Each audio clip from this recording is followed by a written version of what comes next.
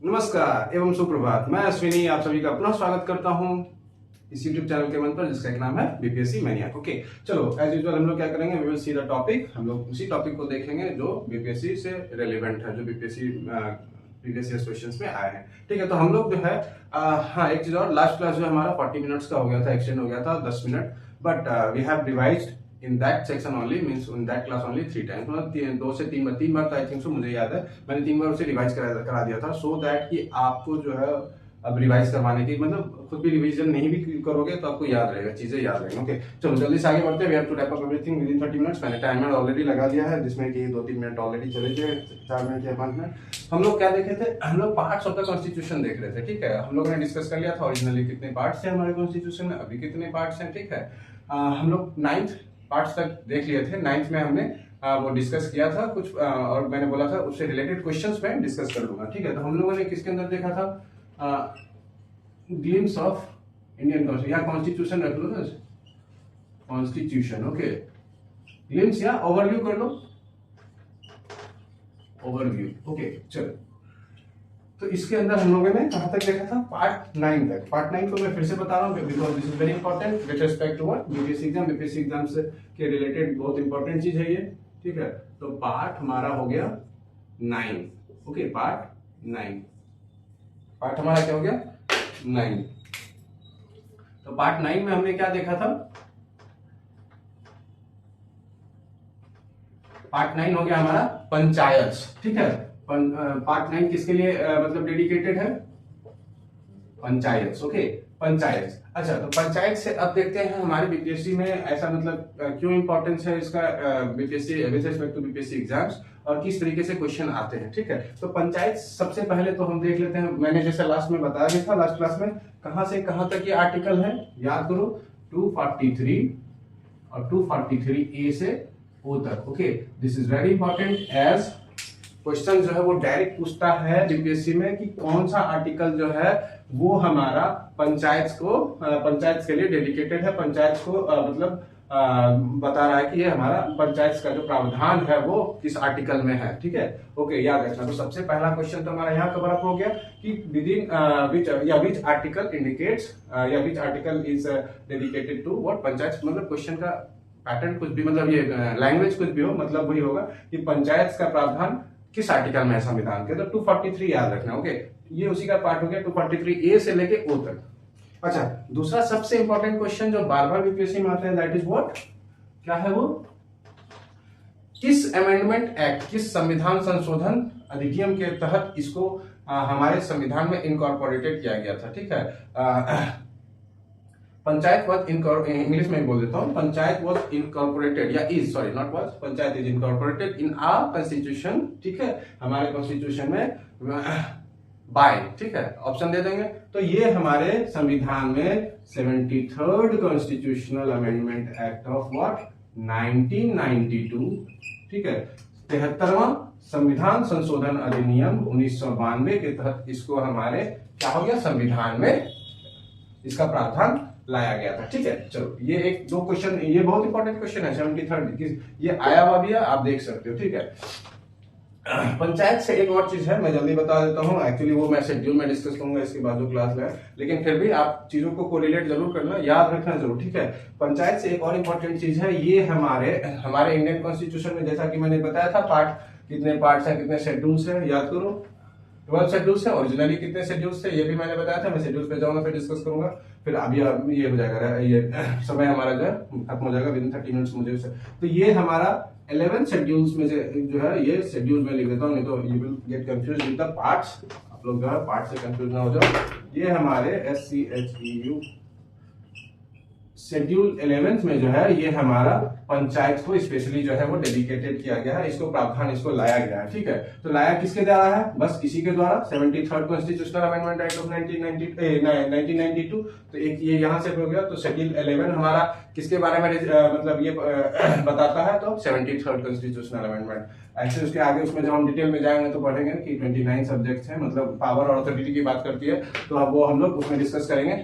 अभी हम पार्ट्स की बात कर रहे हैं, पार्ट तक ही रहते हैं। तो ये भी पूछेगा शेड्यूल 11 में क्या है, पंचायत है, पंचायत किसके थ्रू हुआ, 73rd कॉन्स्टिट्यूशन में। मैं जब शेड्यूल पढ़ाऊंगा तो वहां मैं पूछूंगा जरूर। ओके ठीक है, चलो अब आ जाते हैं हमारे पास पार्ट 9A जो मैंने उस दिन डिस्कस किया हुआ था, पार्ट 9A।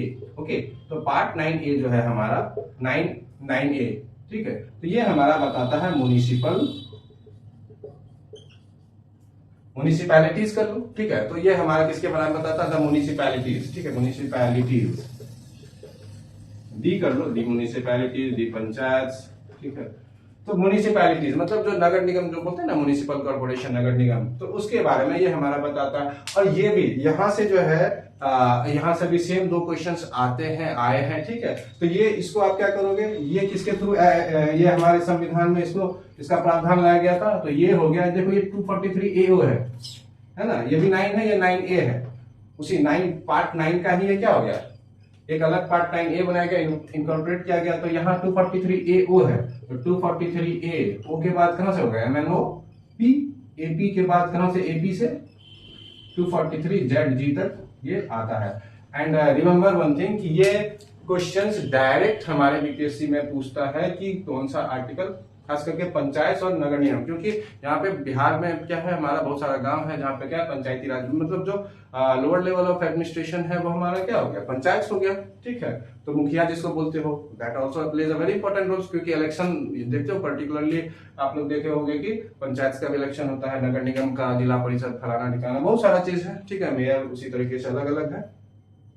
तो इलेक्शंस होते हैं, we will discuss that also under what, मतलब जो उसका जैसे जैसे आएगा ऐसे इलेक्शन के अंदर भी आता है, ठीक है, जो अभी पार्ट 15 में हम लोग देखेंगे, ठीक। चलो जल्दी से, म्युनिसिपैलिटीज, अच्छा इसको किसके थ्रू ऐड किया गया था, इस प्रावधान को भी 73rd constitutional amendment act of what 1992 के तहत जोड़ा गया था। इस प्रावधान को भी, म्युनिसिपैलिटीज को भी जो है पार्ट 9A में संविधान में पार्ट 9A के थ्रू जो है इसको जोड़ा गया था, इसके प्रावधान को किसके थ्रू, 73rd यानी 73वें संविधान संशोधन अधिनियम 1992 के तहत, ठीक है। चलो जल्दी से अब इसको हटाते हैं, 2 क्वेश्चन इसके भी हो गए। अच्छा हाँ, इसी से रिलेटेड, तो म्युनिसिपैलिटी जो है, जो हमारा लास्ट हमारा क्या है, जो शेड्यूल है, ठीक है, वो 12th शेड्यूल में जो है हमें म्युनिसिपैलिटीज का जो है वो क्या मिलता है, प्रावधान मिलता है, वहां पर दिया गया power and authority of municipalities. उसमें जैसे कि इसमें हमारे 29 सब्जेक्ट्स है, पंचायत के क्या क्या पावर, इसमें हमारे 18 सब्जेक्ट्स हैं, ठीक है। That will discuss later in our what schedule part, हम लोग जब शेड्यूल्स पढ़ेंगे उसमें देखेंगे, ठीक। चलो, तो यहाँ से 3 क्वेश्चन एक तरीके से हो गया, मैं पूछूंगा शेड्यूल से पढ़ाऊंगा, ओके। चलो, तो ये हो गया। अब आ जाते हैं हमारा part 9B, okay, part 9B, मैं इसे रहने दे रहा हूं, 9A शॉर्ट में लिख दे रहा हूं ताकि आप लोग एक साथ ये कर लो। 9A हमारा क्या हो गया, द म्युनिसिपैलिटीज, ओके। और 9B जो है हमारा क्या हो जाएगा, द कोऑपरेटिव सोसाइटीज, कोऑपरेटिव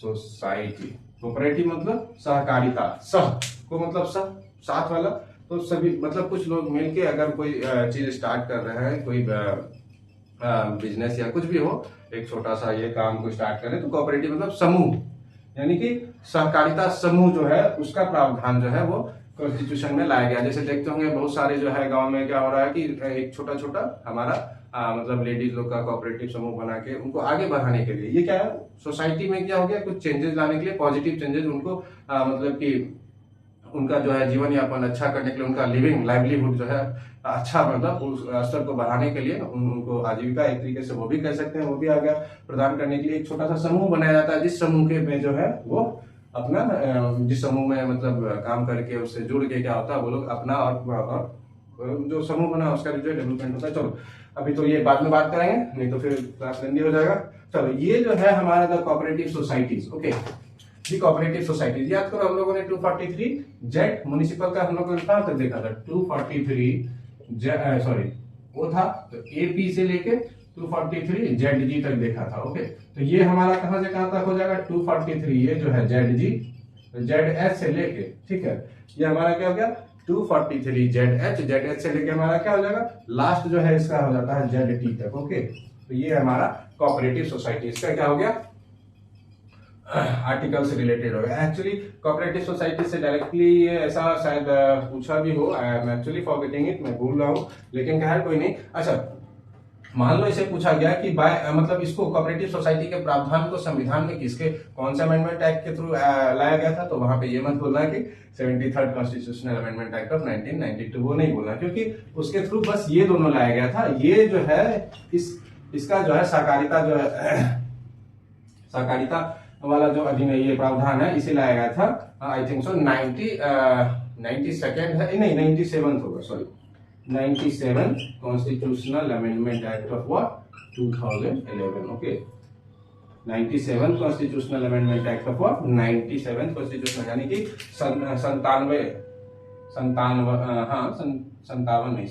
97 ठीक है, 97 संविधान संशोधन अधिनियम 2011 के तहत इसको लाया गया था। तो बीपीएससी में क्वेश्चन ये आते हैं कि मतलब कि किस संशोधन अधिनियम या किस संशोधन अधिनियम के तहत जो है कोऑपरेटिव सोसाइटी को के प्रावधान को अपने संविधान में लाया गया था, तो by which amendment act the cooperative क्या हो गया, द कोऑपरेटिव सोसाइटीज, जो मतलब जो भी प्रावधान है where what added by in our या इनकॉर्पोरेटेड इन आवर कॉन्स्टिट्यूशन। ठीक है, तो वो वहां पे क्या लिखना, 97 कॉन्स्टिट्यूशनल अमेंडमेंट एक्ट ऑफ 2011। चलो, ये था हमारा, यानी कि तीनों से लगभग दो क्वेश्चंस हो गए।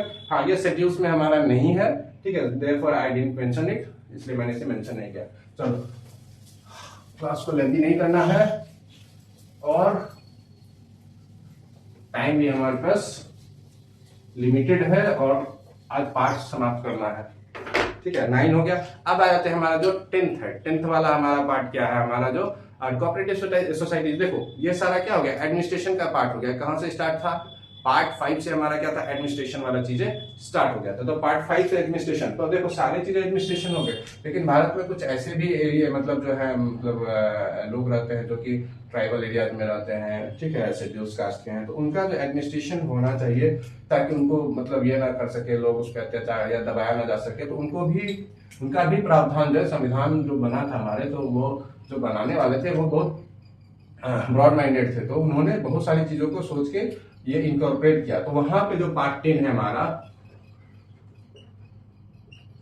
पार्ट 10 हमारा क्या कहता है, जो हमारा शेड्यूल एंड ट्राइबल एरियाज है, ठीक है, उसको किस तरीके से, जैसे बहुत सारा क्या होता है, डायरेक्ट प्रेसिडेंट या गवर्नर के अंदर आता है एडमिनिस्ट्रेशन उसका, ठीक है, तो वो हम लोग बात करेंगे जब वहां पे आएंगे, अभी डिस्कस कर ले। तो पार्ट 10 हमारा कहाँ है, क्या किसके बारे में बताता है,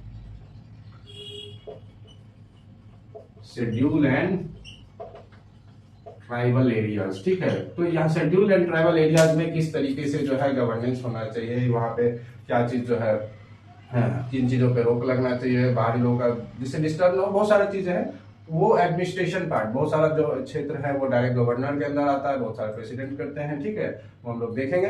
तो ये शेड्यूल एंड ट्राइबल एरियाज। अच्छा देखो, याद करो हम लोगों ने जो पंचायत वाला था 243 का देखा था, तो जाहिर सी बात है उसमें जो भी पार्ट थे सिर्फ 243 से ये 243A से लेकर 243 ZT तक था। तो ये जो है हमारा, इसका आर्टिकल क्या हो जाएगा, 244 से स्टार्ट होगा, तो 244 और 244 का A। तो ये इसलिए इंपॉर्टेंट हो जाता है, एक तो ये जो हमारे भाई बंधु लोग हैं, बहन लोग हैं जो शेड्यूल्ड एरिया या ट्राइबल एरियाज में रहते हैं, जिनको जो थोड़ा सा सोसाइटी से क्या होता है अलग क्या है, मतलब कि अलग थलग है, वो उस प्लेटफॉर्म पे मतलब हम लोग जैसे जो लाइफ स्टाइल हम लोग जी रहे हैं, मेन फ्रेम ऑफ जो सोसाइटी है उनसे थोड़ा क्या होता है, हट के है।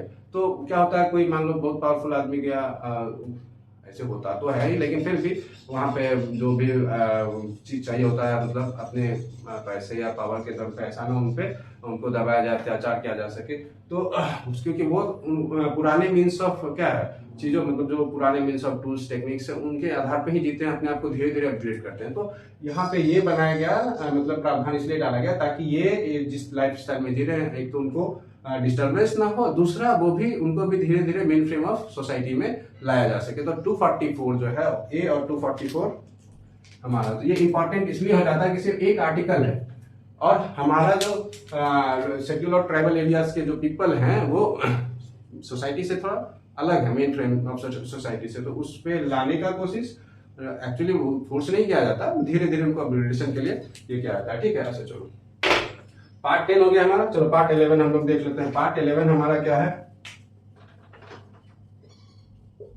ठीक याद रहेगा ना, ये इंपॉर्टेंट है, याद रखना। मैं इसे मार्क कर दे रहा हूं, I am marking it as important with respect to what, BPSC. Very important कर लो, ज्यादा अच्छा है, क्योंकि शेड्यूल्ड एंड ट्राइबल एरिया जो है थोड़ा सा अलग हो गया, मतलब कि वैसे पीपल्स के रिस्पेक्टिव में है जो कि मेन फ्रेम ऑफ सोसाइटी से अलग है। उनका लाइफ स्टाइल हम लोग के लाइफ स्टाइल से अगर कंपेरिजन कीजिएगा तो वो फिर आपको ये लगेगा। इसीलिए उनको बचाने के लिए, उनके ये स्वायत्ता को बचाने के लिए, उनके अभिमान को बचाने के लिए ये सब किया गया, मतलब डाला गया। ठीक है, तो अब आ जाते हैं हमारा जो है पार्ट 11। पार्ट 11 है, अब देखो हाँ, यहाँ तक एडमिनिस्ट्रेशन हो गया। अब एडमिनिस्ट्रेशन में भी क्या है, सेंट्रल गवर्नमेंट है और हमारा स्टेट गवर्नमेंट है, तो इन दोनों के बीच कैसा रिलेशन हो।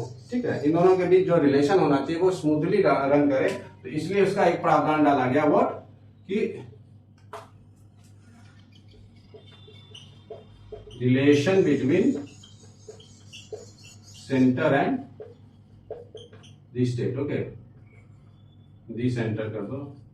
तो relation between centre and state, इसे इसलिए ऐसा बनाया गया ताकि जो है एक चीजों पे दोनों में झगड़ा एकदम कंटिन्यूसली ना हो, और इसके लिए मतलब कि बहुत सारे ये इनकॉर्पोरेट किए गए हैं कि हाँ कुछ प्रावधान ऐसे हैं जो स्पेसिफिक फॉर सेंटर उसका ये है हक है, कुछ का किसी किन्हीं प्रावधान पे, किन किन प्रावधानों पे स्टेट का अधिकार होगा उस पे लॉज या कुछ बनाने के लिए। हम लोग ये देखते हैं मतलब कि 3 लिस्ट होता है, we will discuss that also later in our class.